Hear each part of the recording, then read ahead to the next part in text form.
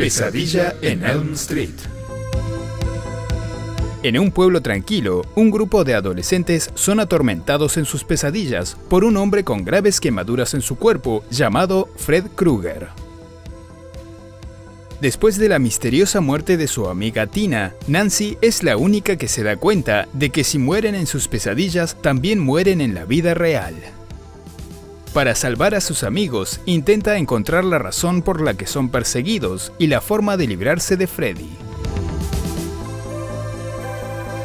Escrita y dirigida por Wes Craven, se estrenó el 9 de noviembre de 1984 y con un presupuesto de tan solo $1 millón, recaudó 57 millones en todo el mundo.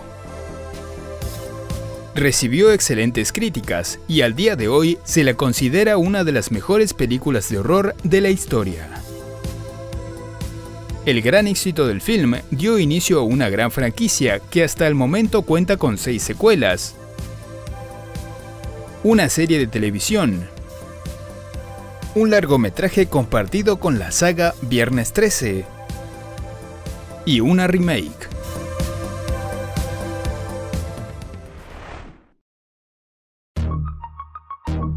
La idea principal se le ocurrió a Wes Craven después de leer unos artículos en el diario Times de Los Ángeles que hablaban sobre refugiados que habían huido de países en guerra como Laos, Camboya y Vietnam. Las experiencias vividas fueron tan traumáticas que sufrían de pesadillas horribles. Por lo tanto, trataban a toda costa de evitar quedarse dormidos. Sin embargo, el agotamiento les ganaba y algunos de ellos murieron de manera inexplicable mientras dormían. Comenzó a escribir el guión en 1981 y lo presentó a varios estudios.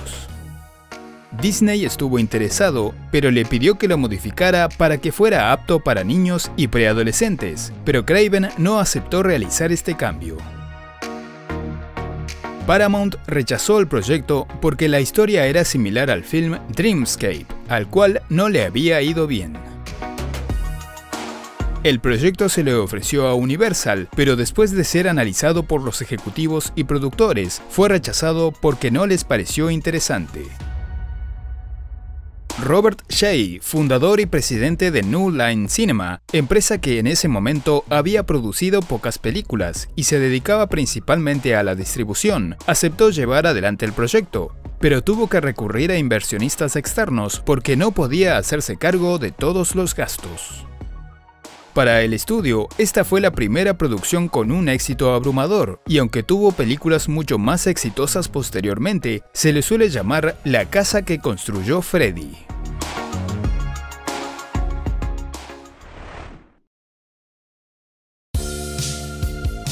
Para el papel del asesino, el director había pensado en que fuera interpretado por un doble de riesgo, ya que su trabajo iba a requerir mucho movimiento físico y no tantos diálogos. Pero luego cambió de idea y decidió contratar a un actor. David Warner fue el elegido para interpretar a Fred Krueger. Ya se estaba preparando para el rol y se había creado la máscara que iba a usar adecuada a sus medidas, pero a último momento renunció porque el calendario de filmación no se adaptaba a sus otros compromisos laborales. Kane Hodder tuvo entrevistas con el director, pero no consiguió el papel. Años más tarde, interpretaría a Jason en varios films de Viernes 13, otra clásica saga de horror. Después de considerar a muchos actores, Craven conoció a Robert Englund. En principio pensó que no podía ser intimidante porque no tenía una gran estatura ni presencia física, y además su rostro parecía el de un bebé. Sin embargo, después de realizar una entrevista, se dio cuenta de que él entendía lo brutal y sanguinario que debía ser Freddy. Hasta ese momento, el papel más importante en la carrera de Robert había sido trabajando en la serie B, Invasión Extraterrestre, pero inmediatamente después de esta película, se lo reconoció como una estrella del cine de horror y continuaría interpretando a Freddy Krueger durante más de 2 décadas. Una de las condiciones impuestas por los inversionistas fue que consiguieran a un actor reconocido para que ayudara a vender el film en el mercado internacional. La producción pudo contratar a John Saxon, un actor con una larga trayectoria, y a pesar de que su carrera no estaba en el punto más alto, su inclusión entre los nombres del elenco sirvió para promocionar la película. Para interpretar a Nancy Thompson, el director quería que fuera una actriz desconocida. Por eso, Heather Langenkamp fue seleccionada entre más de 200 postulantes. Esta fue la primera película en la que actuó en su carrera. Rod Lane fue interpretado por Jaisu García. Sin embargo, en los créditos apareció como Nick Corri. Esto fue una idea de su agente, porque decía que los actores con ascendencia latina no eran aceptados en la industria. La lista de postulantes para el papel de Glenn se había reducido a 2 jóvenes. Uno de ellos era Johnny Depp. El director había pensado en seleccionar al otro joven, pero su hija le dijo que tenía que elegir a Johnny porque era el más guapo. Se le había ofrecido el rol a Charlie Sheen, pero se dice que pedía un salario de $3,000 a la semana, algo que el estudio no podía cubrir. Décadas más tarde, Charlie explicó que no rechazó el rol por dinero.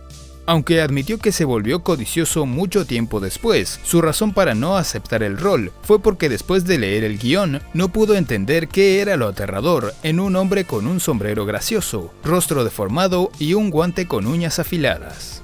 Después de ver el film, se dio cuenta de que se había equivocado y comprendió cuál era la visión de Wes Craven.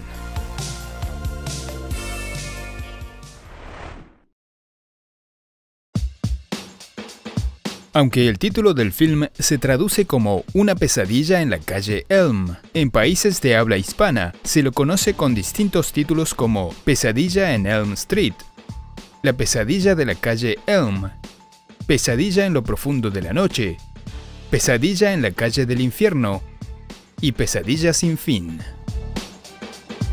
El título incluye el nombre Elm, pero no se menciona en ningún momento de la película. El director escogió este nombre porque era la calle principal de la ciudad en donde vivía, cuando trabajaba dando clases en la universidad antes de trabajar en la industria del cine. Además, era el nombre de la calle en donde fue asesinado el presidente John Kennedy. La inspiración para Freddy Krueger surgió de un recuerdo de la niñez de Wes Craven. Una noche, mientras miraba por la ventana de su hogar, vio a un hombre con un sombrero caminando por la vereda, probablemente ebrio. En un momento se detuvo y, como si sintiera que alguien lo estaba observando, miró directamente a donde estaba él. Wes se asustó y se escondió, pero después de un rato volvió a asomarse por la ventana y el hombre seguía allí mirándolo, como si disfrutara saber que estaba causando temor en el niño. Como característica del asesino, decidió que no usara una máscara porque quería diferenciarlo de otros personajes de films de horror como La Masacre de Texas, Halloween y Viernes 13. Además, quería que su rostro pudiera mostrar expresiones y que fuera capaz de hablar para amenazar y burlarse de sus víctimas. Teniendo esto en cuenta, se le ocurrió que tuviera el rostro y las manos desfiguradas por quemaduras. Según Robert Englund, el maquillaje se basó en imágenes reales de víctimas de quemaduras. Pero el diseñador de maquillaje David Miller comentó que estas particulares marcas se le ocurrieron mientras comía pizza de pepperoni. Tardaban entre 3 y 4 horas para aplicar el maquillaje, y al terminar la filmación de cada día, Robert no podía esperar para quitárselo, por lo que comenzaba a arrancárselo inmediatamente al finalizar sus escenas.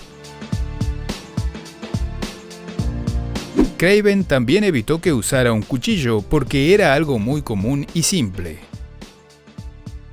En una de las versiones del guión, había pensado en que usara una hoz, pero luego cambió de idea. Pensó que era más original y llamativo que usara un guante con cuchillos en los dedos, inspirándose en las garras de algunos animales. Basándose en esta descripción, Jim Doyle diseñó el guante e ideó las juntas y articulaciones para que las hojas pudieran seguir el movimiento de los dedos. Lou Carlucci y Charles Belardinelli se encargaron de fabricarlo y hacer realidad el diseño. Las primeras imágenes de Freddy, en las que se lo veía armando su guante con cuchillos, no fueron filmadas por Robert Englund, sino por el especialista en efectos Charles Belardinelli. Crearon dos versiones de esta característica arma. Una de ellas tenía cuchillos reales bien afilados para que pudiera desgarrar objetos en algunas tomas y para que se viera bien en las tomas cercanas. La segunda tenía hojas falsas hechas de un material ligero y sin filo para evitar herir a los actores en las escenas en las que tenían que interactuar físicamente. Craven tomó el nombre Fred de un niño que solía molestarlo en su infancia, y el apellido era una variación de Krug, el nombre del protagonista de su primera película. Eligió los colores verde y rojo para el suéter porque leyó en un artículo de una revista científica que estos colores eran los menos armoniosos para el ojo humano. Para crear las posturas y movimientos de Freddy, Robert Englund se inspiró en las interpretaciones de Klaus Kinski en el film Nosferatu y la actitud arrogante de James Cagney en distintas películas de gángsters. Una pequeña secuencia de poco más de un segundo tuvo que ser removida de la película en la versión que se estrenó en los cines porque no recibió la aprobación de la Asociación Cinematográfica Americana. En esta, Tina caía del techo sobre su cama completamente llena de sangre y la hacía salpicar por todas partes. Esta secuencia se incluyó en algunas versiones para la televisión.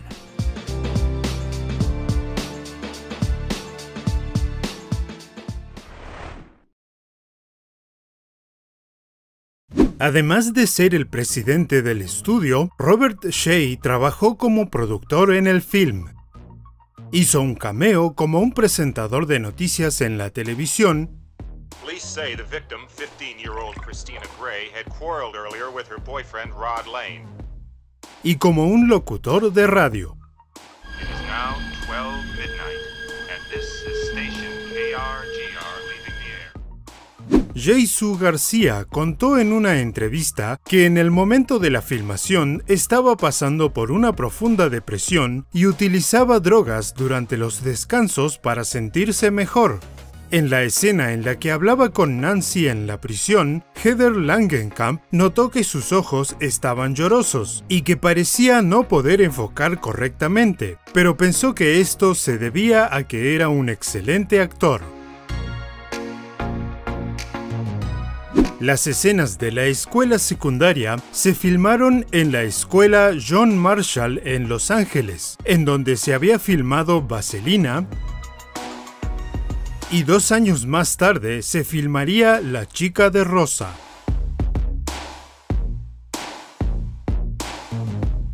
La actriz Lynn Shay, quien interpretó a la profesora de literatura, es hermana del productor Robert Shaye. Cuando Nancy soñaba con la sala de calderas por primera vez, descubría un cuarto con una cama y objetos personales, indicando que ese era el hogar de Freddy cuando vivía. Habían preparado un set de este lugar, pero la escena no se utilizó en la edición final. La banda sonora fue compuesta por Charles Bernstein. La rima de Freddy se basó en una popular rima infantil y la melodía fue realizada por el músico Alan Pasqua, que en ese momento era el novio de Heather Langenkamp. La hija de 14 años del productor Robert Shaye fue una de las niñas que grabaron las voces de esta rima. La enfermera en el hospital fue interpretada por Mimi Craven, la esposa de Wes Craven.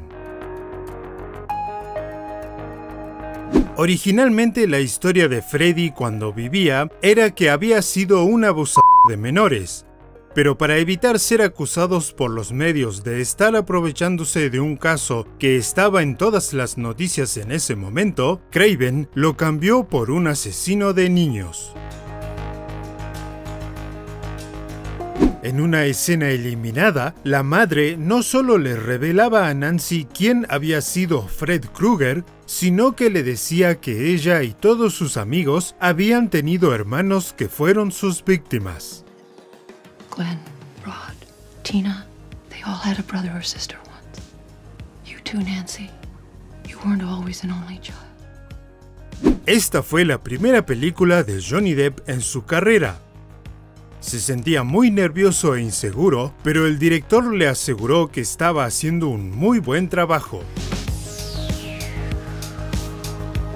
La estación de radio que escuchaba a Glenn tenía las iniciales KRGR. Estas son las consonantes del apellido Krueger.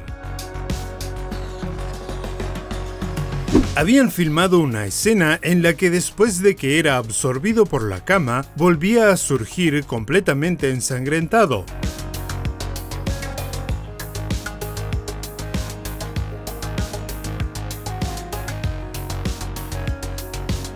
Pero esta secuencia no se incluyó.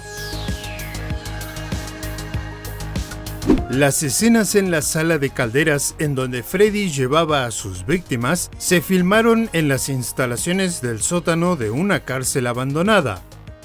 Un año más tarde, el acceso a este lugar fue prohibido por contener altos niveles de asbesto.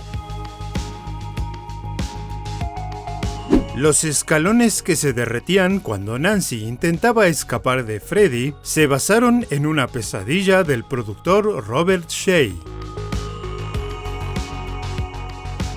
Para evitar dormirse, Nancy intentaba ver la película The Evil Dead, pero tras casi quedarse dormida, apagaba el televisor.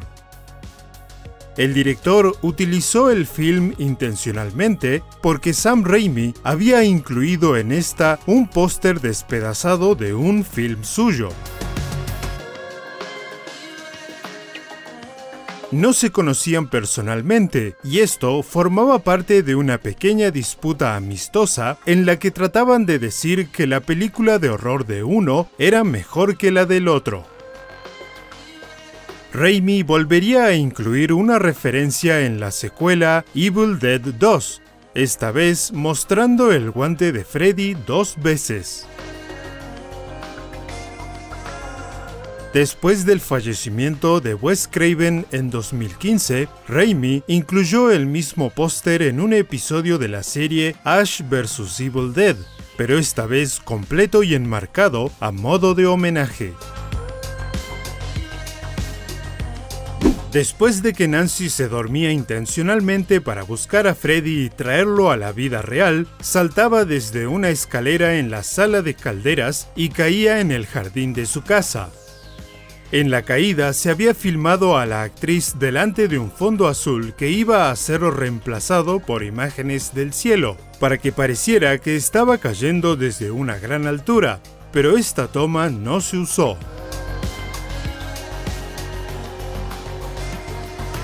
Por el bajo presupuesto con el que contaban, los efectos especiales no fueron muy elaborados.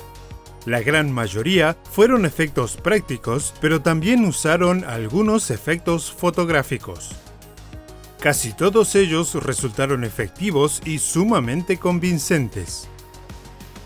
Utilizaron varias marionetas manipuladas por cables, como los largos brazos de Freddy, el esqueleto que pierde el rostro y el teléfono con lengua.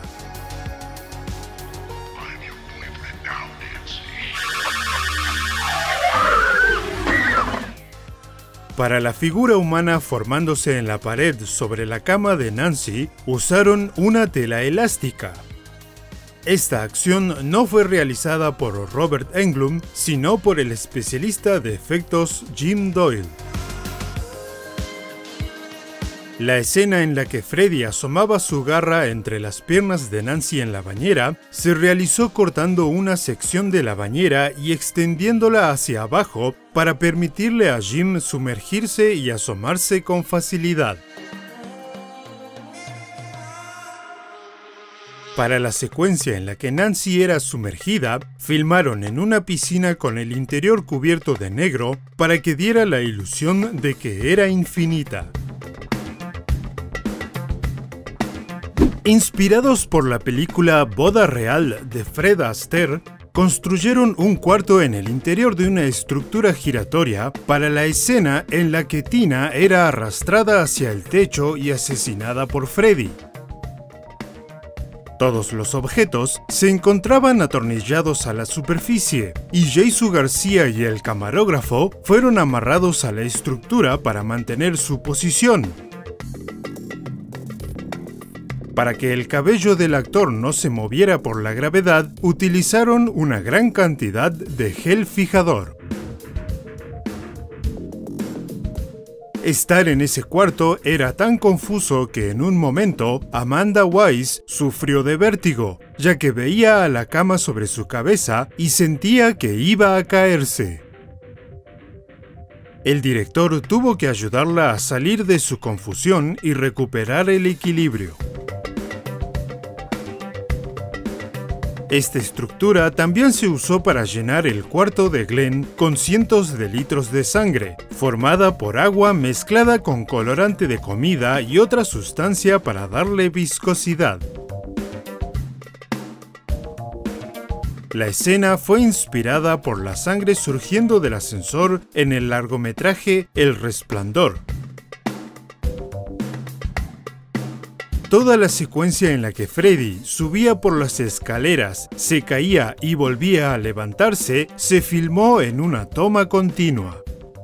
Los miembros de la producción quedaron sorprendidos de que el doble de riesgo, envuelto en llamas, hubiera logrado esta acción.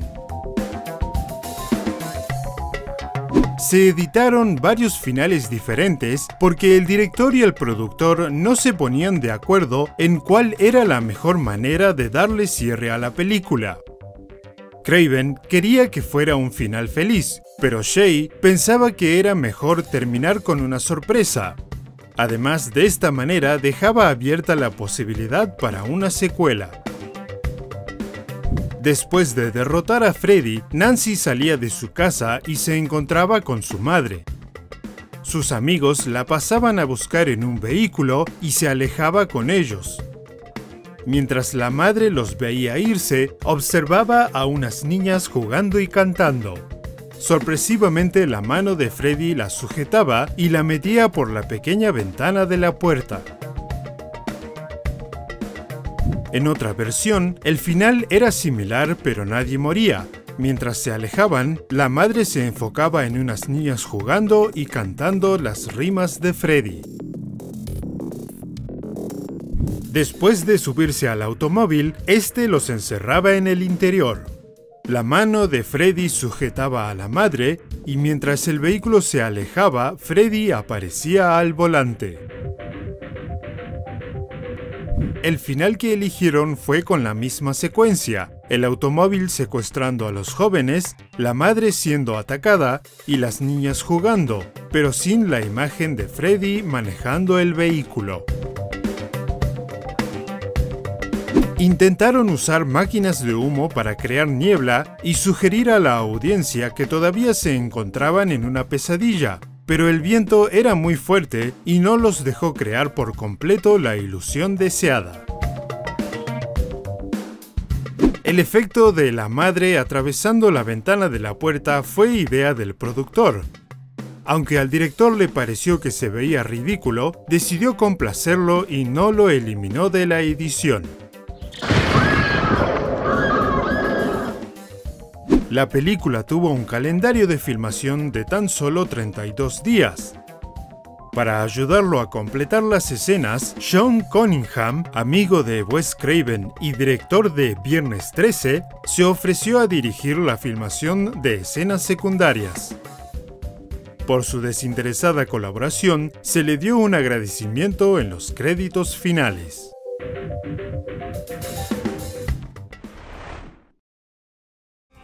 Si les gustan nuestros videos, por favor consideren realizar una donación para ayudar al canal. Agradecemos todos sus comentarios y sugerencias. Y si quieren seguir viendo más videos de curiosidades, suscríbanse.